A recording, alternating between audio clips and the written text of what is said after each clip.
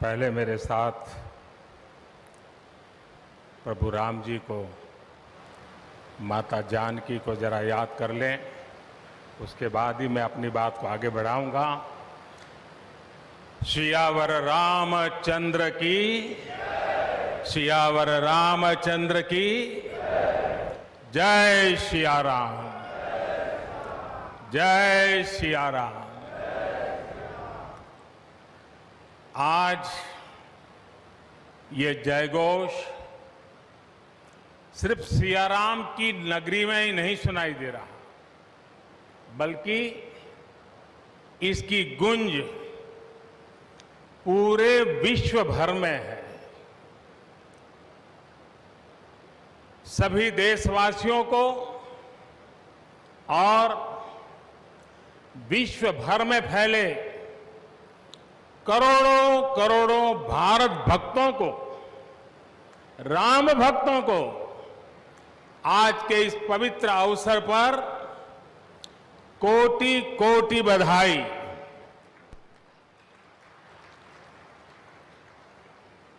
मंच पर विराजमान उत्तर प्रदेश के ऊर्जावान, यशस्वी, लोकप्रिय मुख्यमंत्री श्रीमान आदित्य योगीनाथ जी,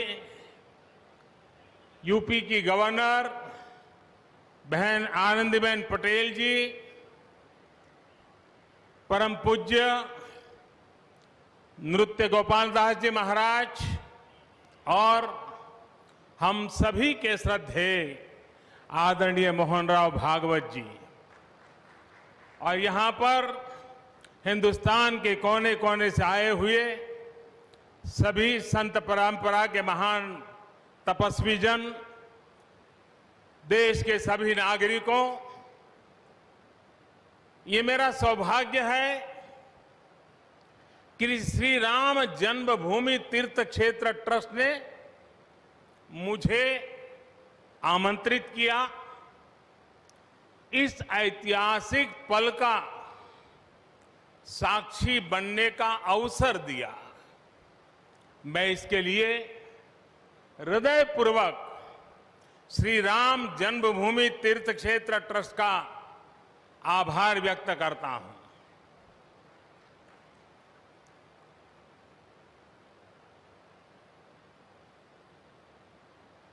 और आना बड़ा स्वाभाविक भी था, क्योंकि राम काज किनु बिनु मोहि कहां बिसरा।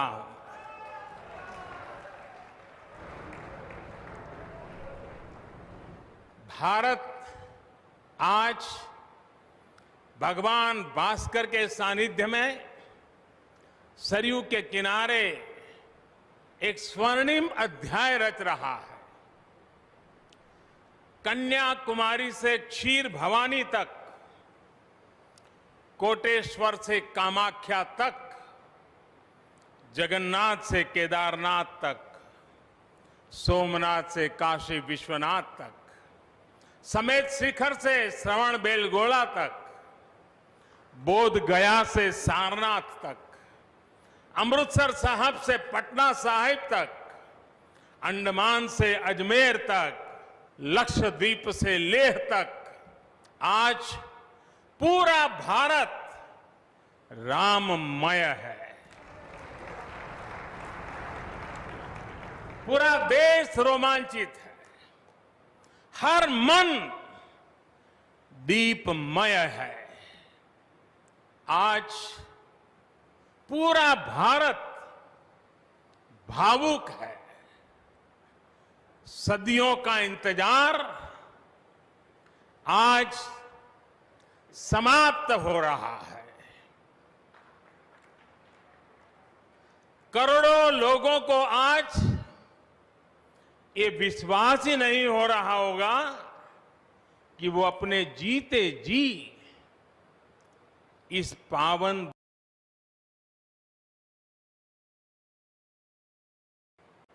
महानुभावों, बरसों से टाट और टेंट के नीचे रहे हमारे रामलला के लिए अब एक भव्य मंदिर का निर्माण होगा। टूटना और फिर उठ खड़ा होना, सदियों से चल रहे इस व्यतिक्रम से राम जन्मभूमि आज मुक्त हुई है। मेरे साथ एक बार फिर बोलिए, जय सिया राम, जय सिया राम। साथियों, हमारे स्वतंत्रता आंदोलन के समय कई पीढ़ियों ने अपना सब कुछ समर्पित कर दिया था। गुलामी के कालखंड में कोई ऐसा समय नहीं था जब आजादी के लिए आंदोलन न चला हो। देश का कोई भूभाग ऐसा नहीं था जहां आजादी के लिए बलिदान न दिया गया हो। 15 अगस्त का दिन उस अथाह तप का, लाखों बलिदानों का प्रतीक है। स्वतंत्रता की उस उत्कंठ इच्छा, उस भावना का प्रतीक है।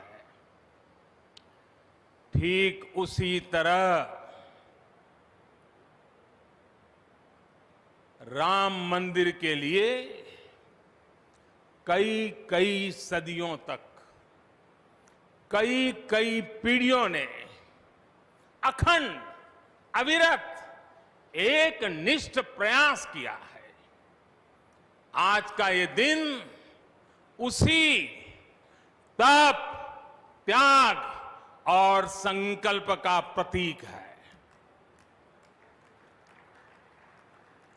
राम मंदिर के लिए चले आंदोलन में अर्पण भी था, तर्पण भी था, संघर्ष भी था, संकल्प भी था। जिनके त्याग, बलिदान और संघर्ष से आज ये स्वप्न साकार हो रहा है, जिनकी तपस्या राम मंदिर में नींव की तरह जुड़ी हुई है, मैं उन सब लोगों को 130 करोड़ देशवासियों की तरफ से सर झुका करके नमन करता हूं, उनका वंदन करता हूं। संपूर्ण सृष्टि की शक्तियां राम जन्मभूमि के पवित्र आंदोलन से जुड़ा हर व्यक्तित्व जो जहां है इस आयोजन को देख रहा है, वो भाव विभोर है, सभी को आशीर्वाद दे रहा है। साथियों, राम हमारे मन में गढ़े हुए हैं, हमारे भीतर धुल मिल गए हैं। कोई काम करना हो तो प्रेरणा के लिए हम भगवान राम की ओर ही देखते हैं। आप भगवान राम की अद्भुत शक्ति देखिए। इमारतें नष्ट हो गई,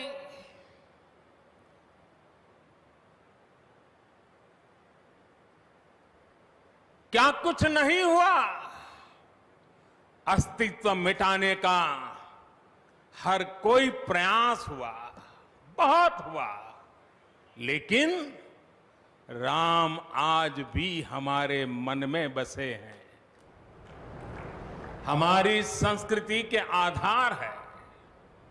श्री राम भारत की मर्यादा है। श्री राम मर्यादा पुरुषोत्तम है। इसी आलोक में अयोध्या में राम जन्मभूमि पर श्री राम के इस भव्य दिव्य मंदिर के लिए आज भूमि पूजन हुआ है। यहां आने से पहले मैंने हनुमानगढ़ी का दर्शन किया। राम के सब काम हनुमान ही तो करते हैं। राम के आदर्शों की कलयुग में रक्षा करने की जिम्मेदारी भी हनुमान जी की ही है। हनुमान जी के आशीर्वाद से श्री राम मंदिर भूमि पूजन का आयोजन शुरू हुआ है। साथियों, श्री राम का मंदिर हमारी संस्कृति का आधुनिक प्रतीक बनेगा। और मैं जानबूझकर के आधुनिक शब्द का प्रयोग कर रहा हूं। हमारी शाश्वत आस्था का प्रतीक बनेगा। हमारी राष्ट्रीय भावना का प्रतीक बनेगा। और यह मंदिर करोड़ों करोड़ लोगों की सामूहिक संकल्प शक्ति का भी प्रतीक बनेगा। ये मंदिर आने वाली पीढ़ियों को आस्था, श्रद्धा और संकल्प की प्रेरणा देता रहेगा। इस मंदिर के बनने के बाद अयोध्या की सिर्फ भव्यता ही नहीं बढ़ेगी, इस क्षेत्र का पूरा अर्थतंत्र भी बदल जाएगा। यहां हर क्षेत्र में नए अवसर बनेंगे। हर क्षेत्र में अवसर बढ़ेंगे। सोचिए, पूरी दुनिया से लोग यहां आएंगे। पूरी दुनिया प्रभु राम और माता जानकी का दर्शन करने आएगी। कितना कुछ बदल जाएगा यहां। साथियों, राम मंदिर के निर्माण की ये प्रक्रिया राष्ट्र को जोड़ने का उपक्रम है। ये महोत्सव है विश्वास को विद्यमान से जोड़ने का, नर को नारायण से जोड़ने का, लोक को आस्था से जोड़ने का, वर्तमान को अतीत से जोड़ने का और स्व को संस्कार से जोड़ने का। आज के इस ऐतिहासिक पल युगों युगों तक, दिगंत तक भारत की कीर्ति पताका फहराते रहेंगे। आज का ये दिन करोड़ों राम भक्तों के संकल्प की सत्यता का प्रमाण है। आज का ये दिन सत्य, अहिंसा, आस्था और बलिदान को न्याय प्रिय भारत की एक अनुपम भेंट है। कोरोना से बनी स्थितियों के कारण भूमि पूजन का ये कार्यक्रम अनेक मर्यादाओं के बीच हो रहा है। श्री राम के काम में मर्यादा का जैसा उदाहरण प्रस्तुत किया जाना चाहिए, देश ने वैसा ही उदाहरण प्रस्तुत किया है। इसी मर्यादा का अनुभव हमने तब भी किया था जब मानवीय सर्वोच्च न्यायालय ने अपना ऐतिहासिक फैसला सुनाया था। हमने तब भी देखा था कि कैसे सभी देशवासियों ने शांति के साथ सभी की भावनाओं का ध्यान रखते हुए व्यवहार किया था। आज भी हम हर तरफ वही मर्यादा देख रहे हैं। साथियों, इस मंदिर के साथ सिर्फ नया इतिहास ही नहीं रचा जा रहा, बल्कि इतिहास खुद को दोहरा भी रहा है। जिस तरह गिलहरी से लेकर वानर और केवट से लेकर वनवासी बंधुओं को भगवान राम के विजय का माध्यम बनने का सौभाग्य मिला, जिस तरह छोटे छोटे ग्वालों ने भगवान श्री कृष्ण द्वारा गोवर्धन पर्वत उठाने में बड़ी भूमिका निभाई, जिस तरह मावड़े छत्रपति वीर शिवाजी की स्वराज स्थापना के निमित्त बने, जिस तरह गरीब पिछड़े विदेशी आक्रांताओं के साथ लड़ाई में महाराजा सुहेल देव के संबल बने, जिस तरह दलितों, पिछड़ों, आदिवासियों, समाज के हर वर्ग ने आजादी की लड़ाई में गांधी जी को सहयोग दिया, उसी तरह आज देश भर के लोगों के सहयोग से राम मंदिर निर्माण का ये पुण्य कार्य प्रारंभ हुआ है। हम जानते हैं, जैसे पत्थरों पर श्री राम लिखकर राम सेतु बनाया गया, वैसे ही घर घर से, गांव गांव से श्रद्धापूर्वक पूजी शिलाएं यहां ऊर्जा का स्रोत बन गई है। देश भर के धामों और मंदिरों से लाई गई मिट्टी और नदियों का पवित्र जल वहां के लोगों की, वहां की संस्कृति और वहां की भावनाएं आज यहां की एक अमोघ शक्ति बन गई है।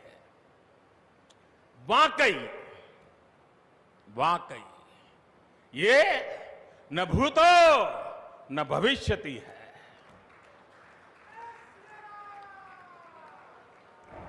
भारत की आस्था, भारत के लोगों की सामूहिकता और इस सामूहिकता की अमोघ शक्ति पूरी दुनिया के लिए अध्ययन का विषय है, शोध का विषय है। साथियों, श्री रामचंद्र को तेज में सूर्य के समान, क्षमा में पृथ्वी के तुल्य, बुद्धि में बृहस्पति के सदस्य और यश में इंद्र के समान माना गया है। श्री राम का चरित्र सबसे अधिक जिस केंद्र बिंदु पर घूमता है वो है सत्य पर अड़िग रहना। इसलिए ही श्री राम संपूर्ण है, इसलिए ही वो हजारों वर्षों से भारत के लिए प्रकाश स्तंभ बने हुए हैं। श्री राम ने सामाजिक समरसता को अपने शासन की आधारशिला बनाया था। उन्होंने गुरु वशिष्ठ से ज्ञान, केवट से प्रेम, सबरी से मातृत्व, हनुमान जी एवं वनवासी बंधुओं से सहयोग और प्रजा विश्वास प्राप्त किया। यहां तक कि एक गिलहरी की महत्ता को भी उन्होंने सहर्ष स्वीकार किया। उनका अद्भुत व्यक्तित्व, उनकी वीरता, उनकी उदारता, उनकी सत्यनिष्ठा, उनकी निर्भीकता, उनका धैर्य, उनकी दृढ़ता, उनकी दार्शनिक दृष्टि युगों युगों तक प्रेरित करते रहेंगे। राम प्रजा से एक समान प्रेम करते हैं, लेकिन गरीबों और दीन दुखियों पर उनकी विशेष कृपा रहती है। और इसीलिए तो माता सीता राम जी के लिए कहती हैं, दीन दयाल बिरिदु संभारी, यानी जो दीन है, जो दुखी हैं, उनकी बिगड़ी बनाने वाले श्री राम है। साथियों, जीवन का ऐसा कोई पहलू नहीं है जहां हमारे राम प्रेरणा न देते हो। भारत की ऐसी कोई भावना नहीं है जिसमें प्रभु राम झलकते न हो। भारत की आस्था में राम है, भारत के आदर्शों में राम है, भारत की दिव्यता में राम है, भारत के दर्शन में राम है। हजारों साल पहले वाल्मीकि रामायण, जो राम प्राचीन भारत का प्रदर्शन कर रहे थे, जो राम मध्य युग में तुलसी, कबीर और नानक के जरिए भारत को बल दे रहे थे, वही राम आजादी की लड़ाई के समय बापू के भजनों में अहिंसा और सत्याग्रह के शक्ति बनकर मौजूद थे। तुलसी के राम सगुण राम है, तो नानक और कबीर के राम निर्गुण राम है। भगवान बुद्ध भी राम से जुड़े हैं, तो सदियों से ये अयोध्या नगरी जैन धर्म की आस्था का भी केंद्र रहा है। राम की यही सर्वव्यापकता भारत की विविधता में एकता का जीवन चरित्र है। तमिल में कंब रामायण, तो तेलुगु में रघुनाथ और रंगनाथ रामायण है। उड़िया में रुईपात कातेड़पदी रामायण है, तो कन्नड़ा में कुमुदेंदु रामायण है। आप कश्मीर जाएंगे तो आपको रामावतार चरित मिलेगा, मलयालम में रामचरितम मिलेगी, बांग्ला में कृतिवास रामायण है, तो गुरु गोविंद सिंह जी ने तो खुद गोविंद रामायण लिखी है। अलग अलग रामायणों में अलग अलग जगहों पर राम भिन्न भिन्न रूपों में मिलेंगे, लेकिन राम सब जगह हैं, राम सबके हैं। इसलिए राम भारत की अनेकता में एक तरह के सूत्र है। साथियों, दुनिया में कितने ही देश राम के नाम का वंदन करते हैं, वहां के नागरिक खुद को श्री राम से जुड़ा हुआ मानते हैं। विश्व की सर्वाधिक मुस्लिम जनसंख्या जिस देश में है वो है इंडोनेशिया। वहां हमारे देश की तरह काकाविन रामायण, स्वर्णदीप रामायण, योगेश्वर रामायण जैसी कई अनूठी रामायण है। राम आज भी वहां पूजनीय है। कंबोडिया में रमकेर रामायण है, लाओ में फ्रालाब रामायण है, मलेशिया में हिकायत शेरी राम, तो थाईलैंड में रामाकेन है। आपको ईरान और चीन में भी राम के प्रसंग तथा राम कथाओं का विवरण मिलेगा। श्रीलंका में रामायण की कथा जानकी हरण के नाम सुनाई जाती है, और नेपाल का तो राम से आत्मीय संबंध माता जानकी से जुड़ा है। ऐसे ही दुनिया के और न जाने कितने देश हैं, कितने छोर हैं, जहां की आस्था में या अतीत में राम किसी न किसी रूप में रचे बसे हैं, आज भी भारत के बाहर दर्जनों ऐसे देश हैं जहां वहां की भाषा में राम कथा आज भी प्रचलित है। मुझे विश्वास है कि आज इन देशों में भी करोड़ों लोगों को राम मंदिर के निर्माण का काम शुरू होने से बहुत सुखद अनुभूति हो रही होगी। आखिरकार राम सबके हैं, राम सब में है। साथियों, मुझे विश्वास है कि श्री राम के नाम की तरह ही अयोध्या में बनने वाला भव्य राम मंदिर भारतीय संस्कृति की समृद्ध विरासत का द्योतक होगा।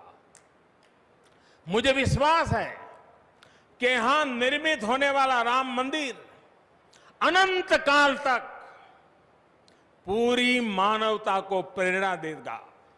इसलिए हमें यह भी सुनिश्चित करना है कि भगवान श्री राम का संदेश, राम मंदिर का संदेश, हमारी हजारों सालों की परंपरा का संदेश कैसे पूरे विश्व तक निरंतर पहुंचे, कैसे हमारे ज्ञान, हमारी जीवन दृष्टि से विश्व परिचित हो, ये हमारी वर्तमान और हमारी भावी पीढ़ियों की विशेष जिम्मेदारी है।